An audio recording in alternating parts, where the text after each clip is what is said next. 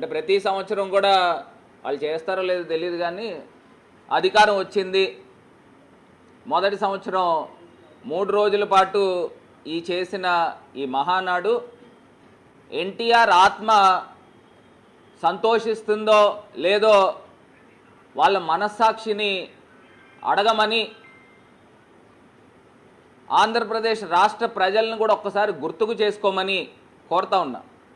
అంటే ఎన్టీ రామారావు గారికి చనిపోయే టైంలో ఎంత మనస్క్షోభకి గురయ్యారో, ఆయన ఎంత నరకయాతను అనుభవించారో ఆంధ్రప్రదేశ్ రాష్ట్ర ప్రజలందరికీ కూడా తెలుసు. మరొక్కసారి గుర్తుకు చేస్తూ ఉన్నా. ఆయన మాట్లాడిన మాటలు ఇంకా ఎవరు కూడా మర్చిపోలే. అసలు ఏ వీడియోలు పెట్టడం ఏంటండి, ఏ వీడియోలో వాళ్ళు భజన కొట్టించుకోవడం ఏంటండి. ఆయన ఏదో స్వర్గం నుంచి ఆశీర్వదిస్తున్నాడు చంద్రబాబు నాయుడు గారి గురించి ఆయన ఏం మాట్లాడాడు? సాక్షాత్తు ఔరంగజేబ్తో పోల్చాడు. ఔరంగజేబ్తో ఆయన పోల్చి రావణాసురుడితో పోల్చాడు. ఇది చరిత్ర, ఇది ఆయన నోటితో ఆయన మాట్లాడిన మాటలు. మరి ఒక వీడియో చేసి మరి ప్రజల్లో అమాయకులు అనుకుంటున్నారో లేకపోతే అందరికీ చెవులో పువ్వులు పెడుతున్నారో అర్థం కావట్లా. మరి లోకేష్ని ఆయన రాజకీయ వారసుడిగా ఏ వీడియో ద్వారా మరి ప్రకటించడం అంటే అందరు నవ్వుకుంటున్నారు. అక్కడ నందమూరి కుటుంబానికి సంబంధించి ఒకటి కూడా కనబడలా, బాలకృష్ణ కనబడలా, లేకపోతే జూనియర్ ఎన్టీఆర్ కనబడలా, ఎవరు కనబడలా. కాకపోతే భజన, దాన్ని అంటారు కదా, ఏదో సినిమాలో చెప్తారు భజన. 3 రోజుల పాటు అక్కడ జరిగింది ఏంటంటే పూర్తి స్థాయిగా మనకు కనబడేది ఆత్మస్తుతి, పరనింద. ఇంకా అంత తప్పితే ఇంకా అక్కడ ఏమి కూడా కనబడలే. ఇవాళ రాష్ట్ర ప్రజలందరూ కూడా గమనించి మనం కోరుతా ఉన్నాం. ఇవాళ ఒక్క పథకానికి దిక్కుమొక్కు లేదు, సంవత్సర కాలం అయింది. మళ్ళీ అక్కడ చెప్తా ఉన్నారు ఇంకో 30 సంవత్సరాల పాటు మనమే అని చెప్తా ఉన్నారు. మీరు ముందర ఒక సంవత్సరంలో మీరు చేసింది ఒకసారి రోడ్లపైకి వచ్చి ప్రజలు ఇంటింటికి కూడా వెళ్ళండి. మరి నేను చెప్తా ఉన్నా, దుమ్మెత్తి పోస్తారు ఇవాళ ప్రజలు. మీరు ఇంటింటికి కనుక వెళ్తే ఒక్క పథకం ఇలా. ఇవాళ మహిళా గ్రూపులు వాళ్ళని ఏ రకంగా బెదిరించారండి.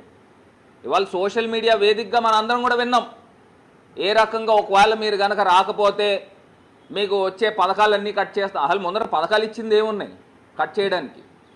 బెదిరింపులు. మరి ఆ మహానాడుకి జనాలు తరలింపు కార్యక్రమము ఏ రకంగా మహిళల్ని ఏ రకంగా గురి చేశారనేది కనబడుతూ ఉంది. ఇది కాకుండా ఇవాళ ఉమ్మడి తూర్పుగోదావరి జిల్లాలో కోనసీమకి మరి ఇవాళ చంద్రబాబు నాయుడు గారు రావడం జరిగింది, అంబేద్కర్ కోనసీమ జిల్లాకి.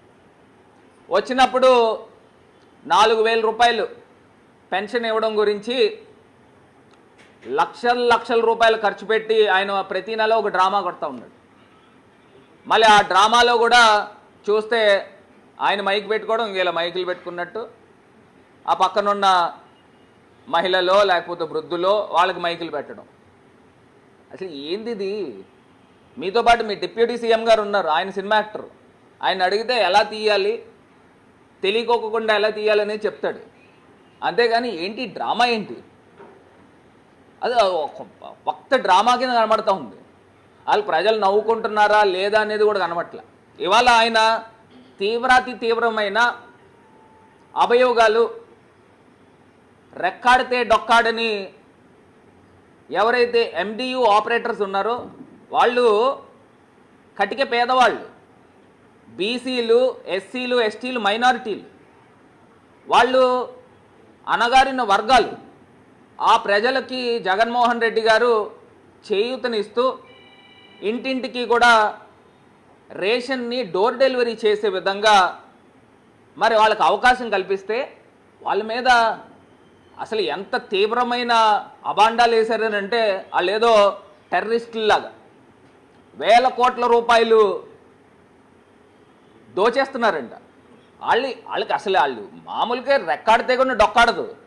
అలాంటి వాళ్ళు వేల కోట్లు దోచేసి మంత్రులకు, ప్రజాప్రతినిధులకు, అధికారులకు, ఆఖరికి ఆయన దగ్గరికి వెళ్ళిపోయారంట లంచాలు ఇవ్వడానికి.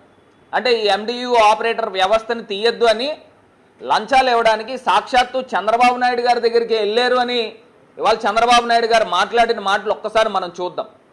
అదేవిధంగా కాకినాడ పోర్టుకి వెళ్ళిపోతున్నాయంట.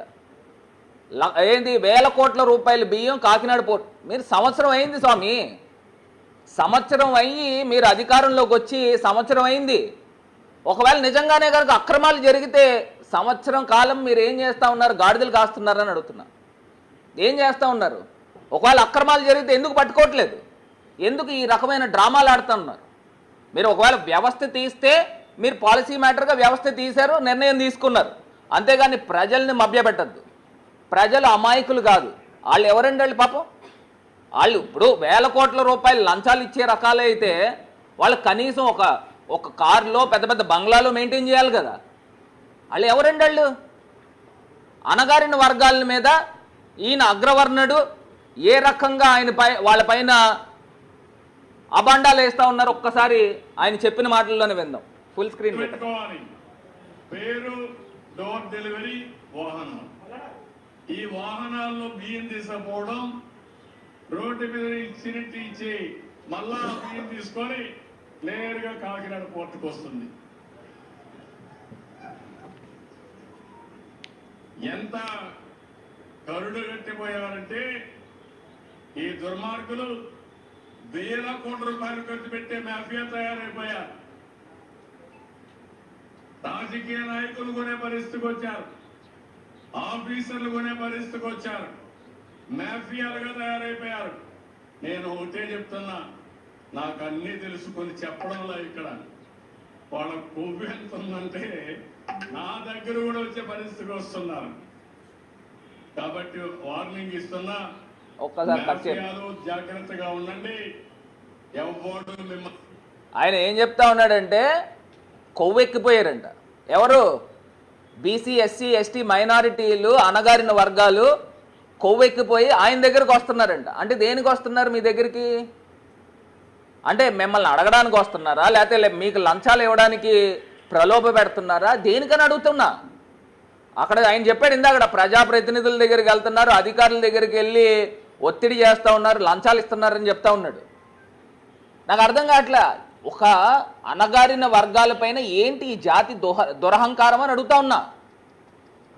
వాళ్ళు ఎవరండి అసలు? వాళ్ళు ఎండియు ఆపరేటర్లు అంటే ఆటో డ్రైవర్లు, ట్యాక్సీ డ్రైవర్లు, రెక్కాడితే కానీ డొక్కాడని నిరుపేద కుటుంబాలు. వాళ్ళు ఈయన దగ్గరికి వెళ్తున్నారంట. అంటే ఆయన చెప్పే విధానం ఎలా ఉందని అంటే నన్ను కూడా కొనే ప్రయత్నం చేస్తున్నారనే విధంగా ఆయన మాట్లాడుతున్నాడు. ఒకసారి ఆన్ చేయమ్మా. మిమ్మల్ని కాపాడలేడు, మీ పని మీరు చేయండి. అవసరమైతే మా వాళ్ళకి రైస్ వద్దనుకుంటే నేను వాళ్ళకి కావాలి డబ్బులే కావాలని డీబీటీ కింద వేస్తా, అకౌంట్ లో వేస్తా. ఆ దుకాణం ఆయన చెప్తా ఉన్నాడు, రైస్ అక్కర్లేకపోతేనంట డీబీటీ వేస్తారంట. ఇప్పటిదాకా మరి ఏం డీబీటీ వేసాం ఈ సంవత్సర కాలంలో నన్ను అడుగుతున్నా. డీబీటీ కిందన మనం ఏం పథకం వేసామని అడుగుతున్నా. ఇవాళ సూటిగా ప్రశ్నిస్తున్నా. సంవత్సరం అయింది మీరు వచ్చి, మీకు ఒకవేళ రైస్ వద్దంటే డీబీటీ వేస్తాను అంటున్నాడు. అసలు డీబీటీ ఏమేశారు నాయన అని అడుగుతానా. ఇవాళ రైతులకి రైతు భరోసా, తల్లికి వందనం, మరి ఇవాళ ఫీజు రియంబర్స్మెంట్, ఇవాళ ఇన్ని పథకాలు ఉన్నాయే. ప్రతి మహిళకి 1500 ఇస్తా ఉన్నారు. మరి ఇవన్నీ డీబీటీలే, ఒకటైనా వేసారా అని అడుగుతా ఉన్నా. ఇప్పుడు ఆయన అబద్ధాలు, నోరిప్పితే అబద్ధాలు ఆన్ చేయి. మీకు నచ్చిన నిత్యావసర వస్తువులు మీరు కొనుక్కోవచ్చు. కావాలంటే బియ్యం కొనుక్కోండి, లేకపోతే ఇంకొక పక్కన పోతే మీకు కావాలంటే చక్కెర కొనుక్కోండి, పండుగలు కొనుక్కోండి, గోధుమలు కొనుక్కోండి, కూరగాయలు కొనుక్కోండి. నాకు ఏం బాధ లేదు. కానీ పేదవాడికి ఇచ్చే డబ్బులు పేదవాడికి చేరాలి. మధ్య దళారులు ఉంటే మాత్రం దళారీలు. నేను అడుగుతా ఉన్నా, ఇప్పుడు మీరు తీసుకొచ్చే విధానము ఏదైతే ఉందో రేషన్ డీలర్ల విధానము, ఎండియు ఆపరేటర్లు, రేషన్ డీలర్లు ఒకళ్ళపైన ఒకళ్ళు చెక్. ఒకవేళ రేషన్ డీలర్లు ఎక్కడైనా అక్రమాలకు పాల్పడితే ఈ ఎండియు ఆపరేటర్లు పైన చెక్ ఉంటారు.